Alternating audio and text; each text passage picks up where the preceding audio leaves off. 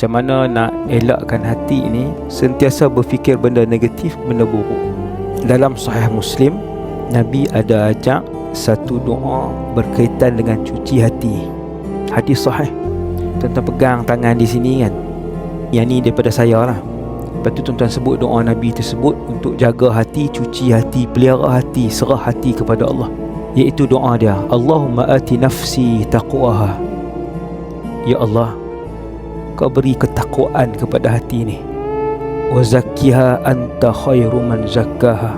Ya Allah, cucilah hati ni. Sesungguhnya Engkau yang paling baik menyuci hati, sebaik-baik yang mencuci hati. Anta waliyuha wa maulaha. Engkaulah Tuan dan pemilik kepada hati ni. Kau yang cipta hati ni, Kau yang tahu sifat hati ni. Kita serah hati kita kepada Allah. Kita minta Allah cuci, kita minta Allah bagi takwa ke hati kita, kemudian kita serah hati ni kepada Allah. InsyaAllah hati yang penuh dengan ketakwaan dicuci oleh Allah itu akan sentiasa memikirkan perkara yang baik, positif untuk dunia dan akhirat kita. Walhamdulillahirabbil alamin.